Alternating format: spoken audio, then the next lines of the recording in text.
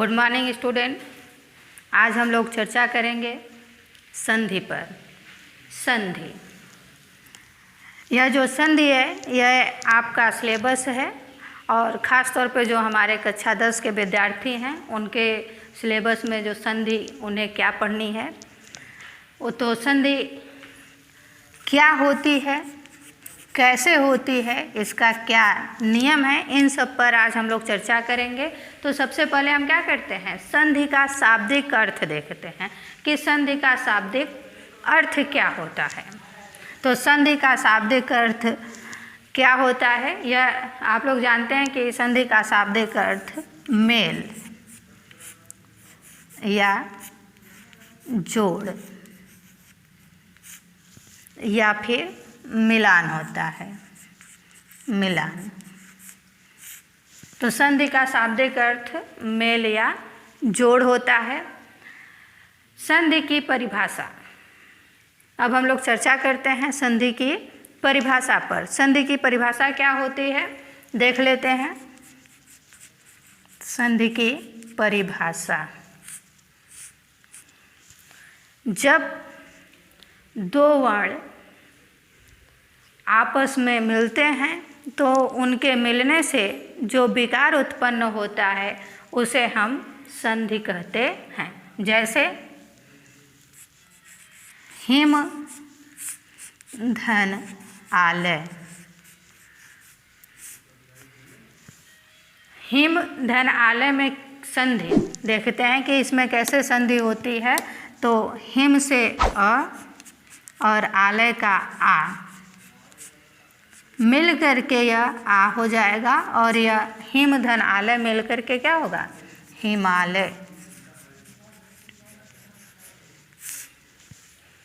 Him धन आलय बराबर हिमालय। कैसे हिमालय हुआ यह आप देख सकते हैं।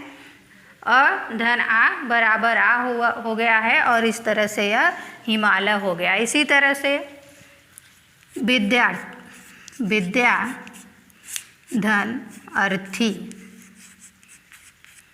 विद्या धन अर्थी, यह मिलकर क्या होगा, विद्यार्थी। विद्यार्थी कैसे विद्यार्थी होगा, विद्या का आ और अर्थी से अ।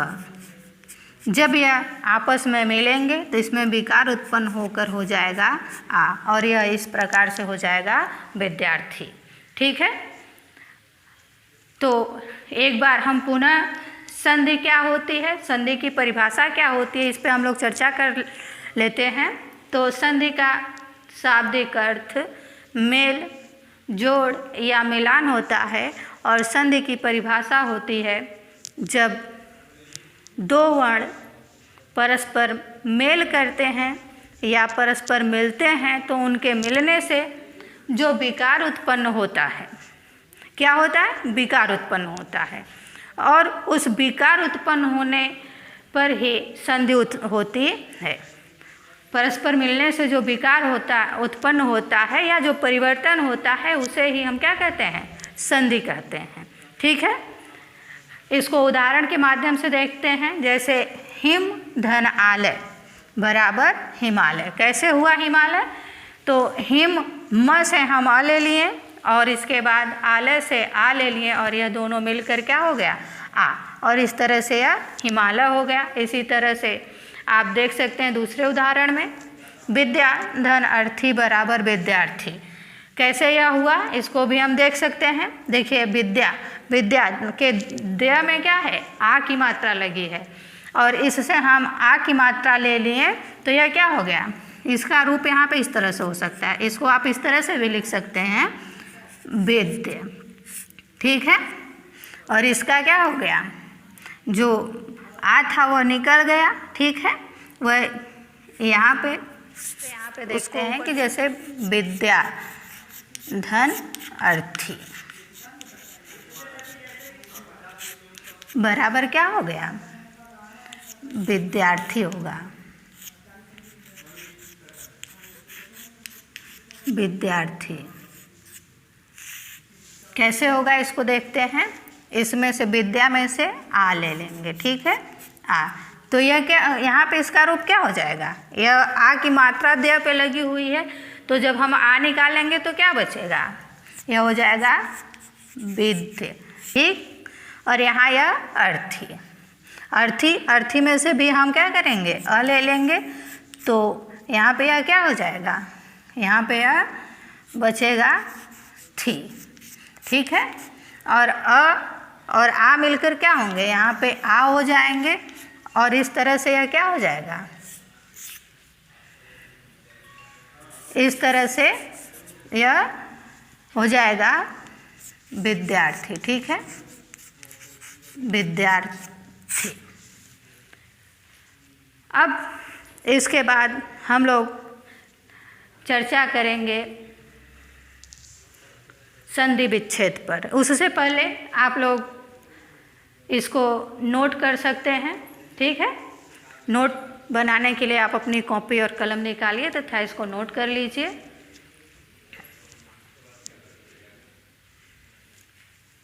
अब हम उम्मीद करते हैं कि आप लोग नोट कर चुके होंगे और हम अपनी अगली टॉपिक पर चलते हैं, संधि विच्छेद।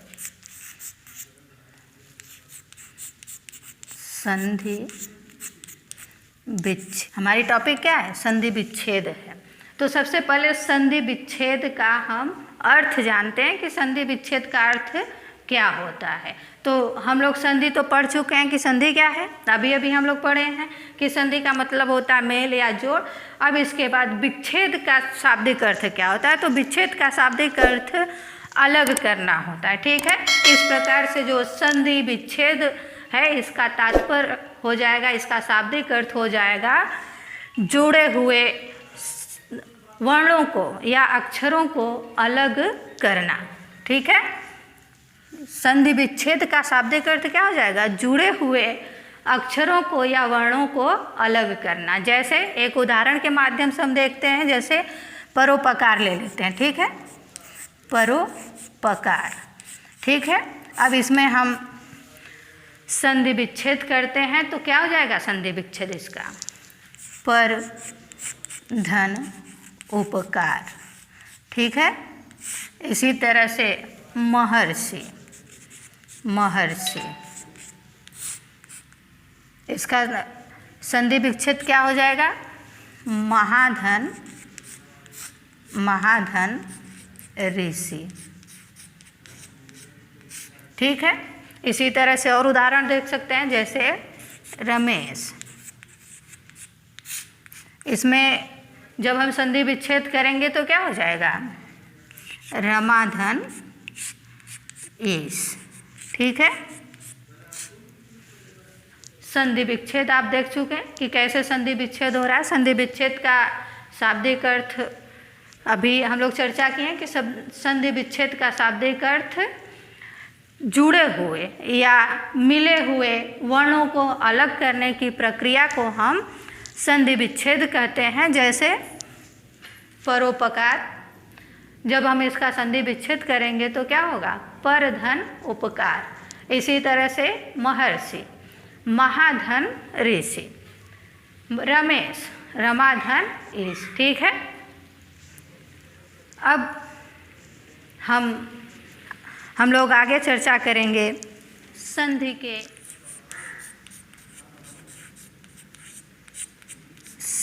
के भेद, ठीक है।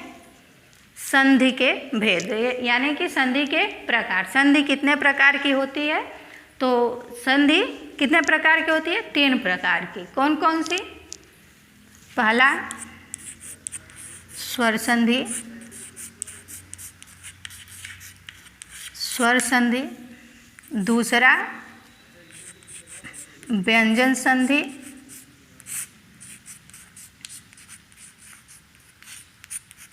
और तीसरा विसर्ग संधि।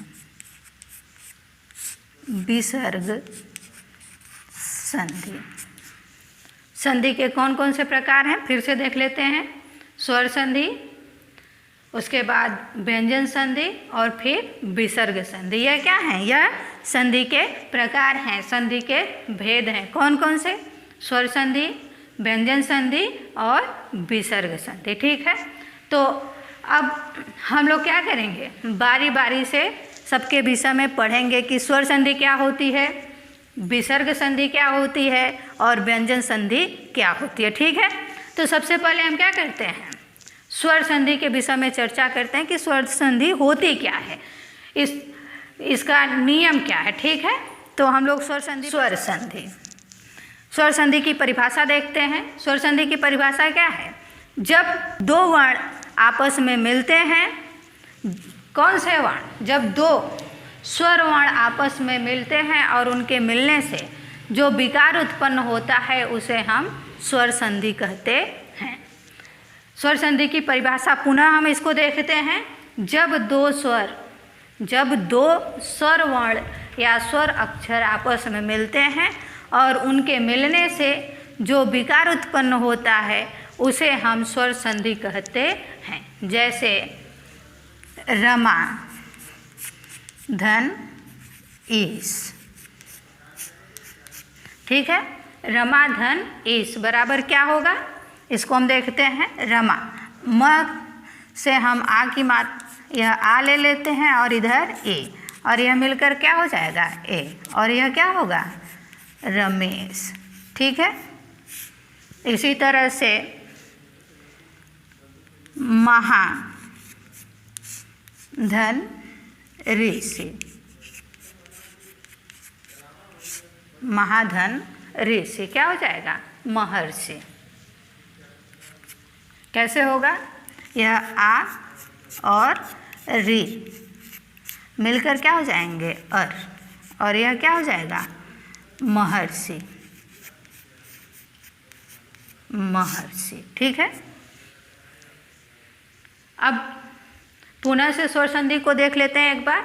स्वर संधि किसे कहते हैं, जब दो स्वर वर्ण या स्वर अक्षर आपस में मिलते हैं तो उनके मिलने से जो विकार उत्पन्न होता है उसे हम स्वर संधि कहते हैं। ठीक है, जैसे रमा धन ईस बराबर रमेश, कैसे हुआ आ धन ई बराबर ए।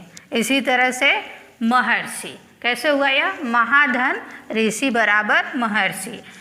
तो इसमें आ और री मिलकर के अर हो गया और इस तरह से यह क्या हो गया महर्षि बन गया।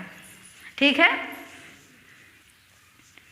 तो इसको आप लोग नोट कर लें कि स्वर संधि क्या होती है और उसका उदाहरण भी आप लोग नोट कर लें। तो व्यंजन संधि किसे कहते हैं, जब एक व्यंजन वर्ण व्यंजन संधि की परिभाषा देखते हैं, जब स्वर रहित व्यंजन किसी व्यंजन अथवा स्वर से मेल करता है और उसके मेल से जो परिवर्तन होता है उस परिवर्तन या विकार को हम व्यंजन संधि कहते हैं। ठीक है, जैसे सत धन चित्त, सत धन चित्त। तो यहाँ पे सत जो पहला हमारा शब्द है, पहला पद है वह है सत और दूसरा पद है चित्त। तो पहले पद से हम त, आप देख रहे हैं कि त हलंत है, और जब आपको मालूम होगा कि जब कोई भी व्यंजन वर्ण हलंत होता है तो वह स्वर रहित होता है। क्या होता है स्वर रहित। कब होता है, जब वह हलंत होता है। ठीक है, अब इसके बाद दूसरे पद में आप देख रहे हैं कि चित्त है। चित्त च पर क्या है छोटी ई की मात्रा लगी है और इससे हम यह ई ले लेते हैं और यह क्या हो जाएगा त। यह क्या होगा यहाँ पे च, और यह दोनों मिल करके क्या हो जाएंगे सच्चित बनाएंगे। क्या बनाएंगे सच्चित, सच्चित। ठीक है, इसी तरह से अगला उदाहरण देख लेते हैं। जगत धन ईश, जगत धन ईश बराबर क्या हो गया जगदीश, जगदीश। कैसे हुआ, यहाँ पे जगत का जो त है और यह ई, यह दोनों मिलके क्या हो गए, द हो गए, और यह इस तरह से जगदीश हो गया। ठीक है, तो इसको नोट करिए। व्यंजन संधि को एक बार पुनः देखते हैं। व्यंजन संधि किसे कहते हैं? जब स्वर रहित व्यंजन किसी स्वर या व्यंजन से मेल करता है और मेल के परिणाम स्वरूप उसमें जो परिवर्तन होता है या जो विकार उत्पन्न होता है उसे हम स्वर संधि कहते हैं। जैसे सत धन चित्त बराबर सच्चित। अगला उदाहरण है जगत धन ईश बराबर जगदीश। ठीक है, तो उम्मीद करते हैं कि आप लोगों को व्यंजन संधि समझ में आ गई होगी। इसको नोट करना चाहते हैं आप लोग तो नोट कर सकते हैं। ठीक है,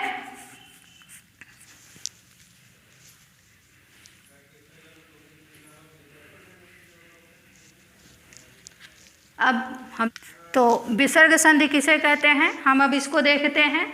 विसर्ग संधि की परिभाषा होती है जब विसर्ग के साथ कोई स्वर या फिर व्यंजन मेल करता है तो उस मेल से जो परिवर्तन या विकार उत्पन्न होता है उसे हम विसर्ग संधि कहते हैं। क्या है परिभाषा, पुनः देखते हैं।